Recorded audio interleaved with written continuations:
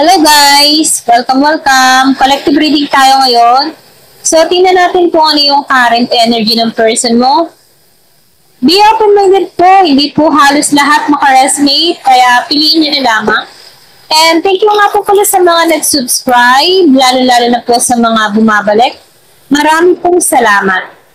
Give me the message for collective. Ano yung current energy ng person mo? Give me the message for collective. Ano yung current energy ng person mo?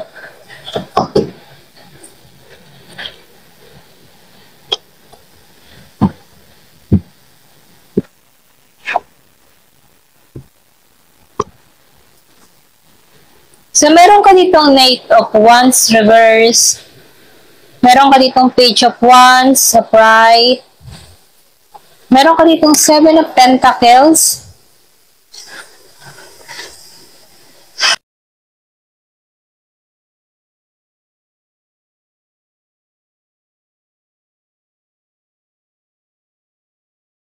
Meron ako nakikita ditong Aries, Leo, Sagittarius, Virgo, Capricorn, Taurus, Scorpio, Cancer, and Pisces. Malakas ang Sagittarius, malakas ang Pisces.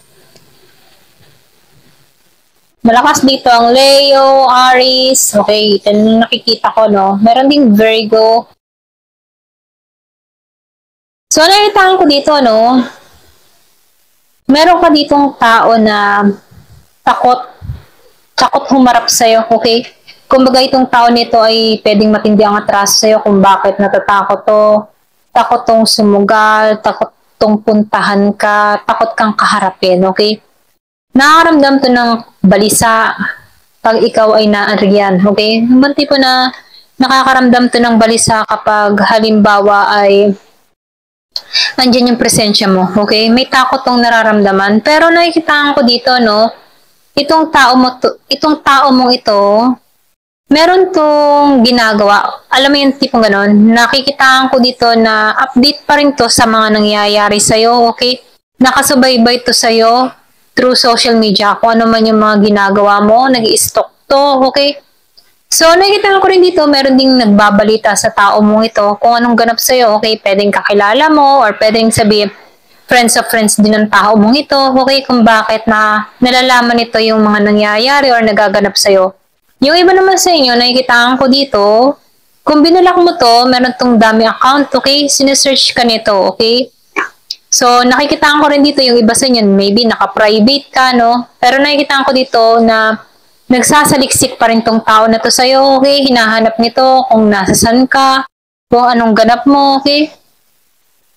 So, ang nakikita ko dito, itong tao mong ito, alam mo yung tipo na nung nawala ka sa buhay ng tao nito, dun siya parang gumuho or pwedeng sabihin dun siya nagkaroon ng hindi balanse sa sitwasyon. Kumbaga, dun niya naranasan dito na mahina yung fondasyon, okay? So, nakikita ko rin dito, miss niya yung light mo, miss niya yung presensya mo, miss niya yung ikaw, okay? Kung paano ka laging nariyan sa kanya, okay? Miss niya yung presensya mo na kung saan nagbibigay ka ng sigla, saya sa buhay niya, okay? So, nakikita ko rin dito na nakikita ka ng tao nito na nasa ibang direction ka na kung saan nagsisimula ka muli sa sarili mo, ganon. Kumbaga, nakikita ka ng tao nito na malaki yung mga pinagbabago mo sa sarili mo, kung bakit umuusad ka dito. So, nakikita ka ng tao nito kasi naka-stalk to or pwede rin nababalitaan ka nito sa mga friends of friends, okay? Nakikita ko dito na itong tao mo, nakikita niya yung pagbabago mo, okay? Pwedeng meron ka mga ginagawa sa sarili mo, kumbaga, nag-glow ka, okay? Nag-bloom ka, ganon. So, nakikita ko dito na itong tao mo, hanggang ngayon, na-attract to sa'yo, or pwede rin na-attract pa rin to hanggang ngayon, okay? Na kung saan, nakasubaybay to. Kasi nakikita ka ng tao nito na lumalago ka, nagre-renew ka, or pwede rin sabihin may binago ka sa sarili mo, na kung saan, namimiss niya yung presensya mo, okay? So, nakikita ko rin dito na itong tao mo, alam mo yung tahimik siyang nakasubaybay, tahimik siyang nakamasid sa'yo, tahimik siya sa mga ginagawa mo, okay?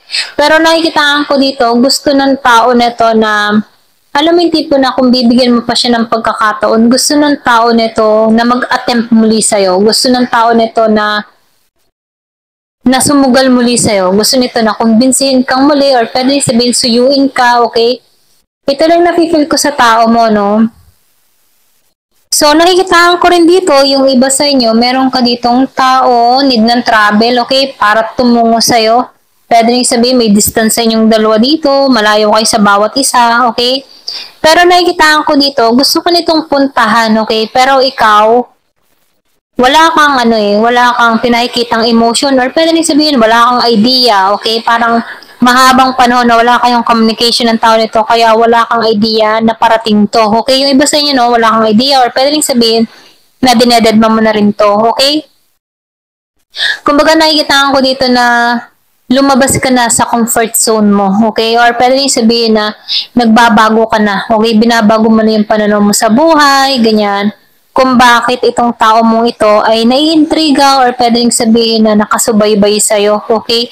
Pero nakikita ko dito, itong tao mo, medyo bigo siya dito, no? Ito rin nafe-feel ko. Kasi dito sa The Chariot Reverse, walang pag-angat na nangyayari dito sa tao mo, okay? Pwede rin sabihin, wala siyang pag-angat, wala siyang inspirasyon dahil wala ka sa buhay ng tao na to, okay? May Pisces dito and Sagittarius. So, nakikita ko rin dito na itong tao mo, hindi pa rin to kumikilos sa'yo, okay? Yung iba sa inyo, no? Kung inintay mo pa rin tong tao mo, hindi pa rin to kumikilos o humahakbang dito. Pero nakikita ko rin dito, meron dito nagbabalak mag-travel or pwede rin ikaw, pa-travel-travel ka or pwede rin sabihin hawak mo yung oras mo, may kalayaan kang gawin yung mga bagay na gusto mo, okay? Pero nafe-feel ko din dito, marami tong kinaharap na pagsubok dito, no? Kumbaga marami siyang mabibigat na suliranin na kinaharap. Pero nakikita ko dito na itong tao mo, kahit marami siyang kinakaharap na pagsubok dito, patuloy pa rin siya, okay? Kumbaga nakikita ko dito, may mga mensahe dito. Yung iba sa inyo magme-message tong tao na to, okay? Alam mo yung tipo na kahit mahirap, tutungo pa rin to sa'yo, okay? Yung iba sa inyo, no? So, nakikita ko dito yung Scorpio, Cancer, and Pisces. Meron ditong tutungo sa'yo, magpa-travel sa'yo dito. Yung iba sa inyo, nakikita ko dito, may magme-message. Okay? Kung alam nito ng bahay mo, kung alam nito yung bahay mo, nakikita ko dito, meron pagtungo sa bahay mo, pero na-feel ko dito yung iba sa inyo, may paglipat ng lugar or pwede rin lumipat ka ng ibang lugar, okay? May pagtatago kang ginagawa dito. Yung iba sa inyo, no, ito lang nakikita ko. Kasi nakikita ko dito, nawalan ka na ng interest dito sa tao mo or pwede rin sabihin, nawala na yung init ng pagmamahal mo dito sa tao mo, okay? Ayan. So, meron ditong Year of the Horse. Pwede rin sabihin maraming beses kanilin lang ng tao na to, no? Kasi meron ako nakikita ditong chismis or pwede rin sabihin nagchika-chika sa'yo, okay? Kung bakit nasira yung connection nyo dito. May involved na chismis dun sa iba sa inyo. So, nakikitaan ko rin dito na yung iba, no, pinapalaya mo na yung sarili mo. Ayan. Lumabas ang King of Wands and Queen of Wands. Kumbaga nakikitaan ko dito yung determination mo. Kasi nasaktan ka dito sa betrayal. Meron pa rin scars dito. Andun pa rin. Kumbaga yung sakit na iniwan ng tao nito nakabaon pa rin sa puso mo, sa hinanakit mo. Kahit meron kang scar sa puso mo, ito yung kung makikita mo dito, no, yung babae dito, no. Kahit merong binaon sa yung scars dito, kumbaga nakikitaan ko dito na alam mo tipong nagiging malinaw ka sa gusto mo mangyari. Kumbaga hindi mo hahayaan ang sarili mo na malugmok sa ganung sitwasyon, ano. Ito rin nafe-feel ko. Yung iba sa inyo nakikitaan ko dito, palaban ka. Alam mo yung tipo na para kang rosas na puti, ano. Yung napaka-linis mo, napaka-pure mo, napaka-innocent mo. Pero yung sa likod ng pagiging innocent mo, may naitatago yun na alam mo yung pangil, ganyan, okay? Kumbaga, kung makikita ng ibang tao, napaka-innocent mo, napaka-pure mo, ganyan. Pero pag nagalit ka, meron kang ibang pag-uugali na hindi nila akalain na ganun ka magalit, okay? Ito rin nafe-feel ko sa iba. Kumbaga, meron ka ding angas or meron ka ding bad side, okay? So, nakikitaan ko rin dito, pwedeng ikinabigla din ito ng tao mo, okay? Kasi nakikitaan ko dito yung iba sa inyo, nagiging ka ng bato para sa tao mo, okay? Nagiging ka ng matigas, ganyan. Kasi nakikita ko dito na ibangon mo yung sarili mo. Kasi alam mo yung tipo na nasayang dito. Meron dito mga natapon. Meron ditong naiwan or nawala, okay? Pwede sabihin na yung iba sa inyo na pag-iwanan dito, okay? Pwede ito yung tumago sa puso mo, no? Yung iba, kung bakit nasaktan ka dito, okay? Sa Five of Cups reverse. Pero nafe-feel ko dito yung paglaya mo, no? Mas tinahak mo yung maging malaya sa sitwasyon. Kaya dito sa King of Wands, meron kang mga bagong pananaw, may babalik mo muli yung confident mo, nababalik mo muli yung independent mo. Kumbaga, yung puting roses before na parang inosente, naging ng red roses, ano, na kung saan nandun yung tapang, ganyan. So, nafe-feel ko dito nakuha ka ng tao neto dahil pure ka before or madali kang mapa-oo, madali ka niyang nakuha or pwede sabihin madali ka niyang napasagot. Okay, yung iba sa inyo, no? Kaya nakikita ko dito yung pagiging mong innocent nakuha ng tao neto. Kung bakit malaki yung mga pagbabago nangyayari sa'yo dito. Binago ka ng panahon, binago ka ng tao nito kung bakit nagiging kang matigas, okay? Ito rin nafe-feel ko, no? Merong mga kinuha sa'yo, okay? Pwede rin sabihin, first love mo tong tao nito, first sa lahat ng bagay. Kaya nakikita ko dito na yung sama ng loob mo dito sa tao mo. Pero nakikita ko dito, imbes na malugmo ka, no? Kumbaga, yung determination mo, yung fighting spirit mo, na kaya mong tumayo, okay? Tinayo mo yung sarili mo dito, ito na nafe-feel ko sa King of Wands and Five of Swords reverse. Five of Swords upright, sorry. So, nakikita ko dito na tinayo mo yung sarili mo, okay? Kumbaga, itong tao na ito yung nagtulak sa'yo kung bakit napaka first mo, no? Kumbaga, yung pagiging mo fiery, ganyan. So, nakikitaan ko dito na independent ka, okay? Narenew mo yung sarili mo, nahanap mo yung light mo. So, ngayon itong tao nito, medyo intimidate sa'yo, okay? Yung iba sa inyo, no, intimidate tong tao mo. Kumbaga, hindi niya nakita na yung pagiging pure or alam mo tipo yung pagiging mong pure dito, pagiging mong innocent or pagiging mong talagang maalalahanin sa tao nito, napalitan ng determinasyon sa sarili mo, napalitan ng sama ng loob dito sa tao mo. Okay, ito yung nagtulak sa'yo kung bakit nagbabago ka, kung bakit nagiging grounded ka. Okay? So, nakikitaan ko dito yung paglaya mo sa sitwasyon, ganyan. Lumaya ka na dito napakawalan mo to. Ito lang yung nakikita ko.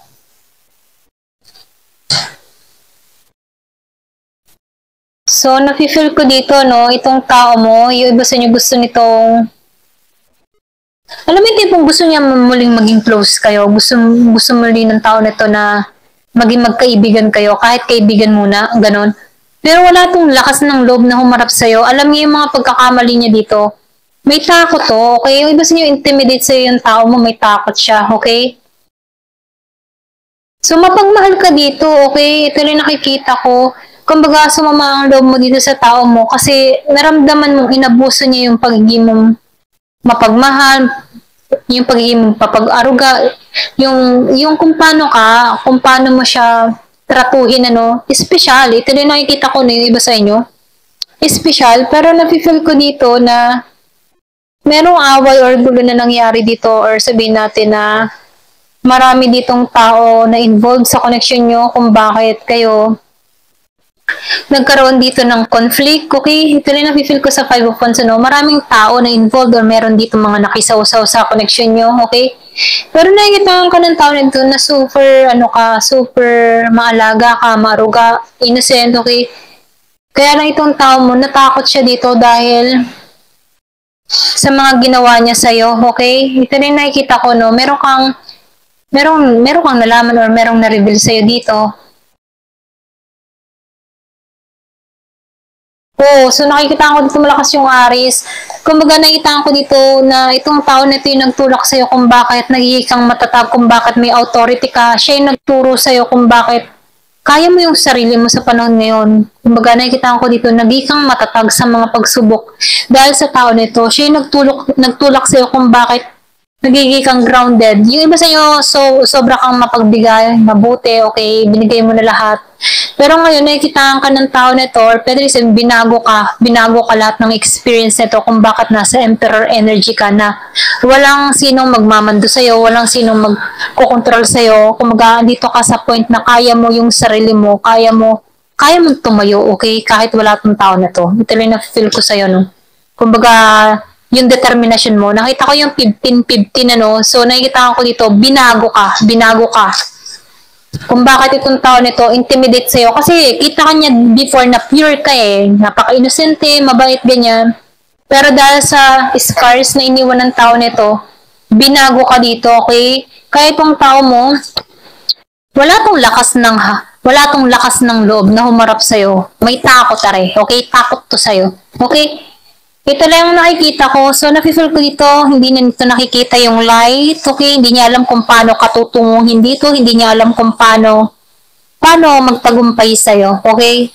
Pwede rin sabihin na wala na tong pag-asa sa'yo. Okay? Ito lang yung nakikita ko. Ayan. Thank you for watching. Love and peace.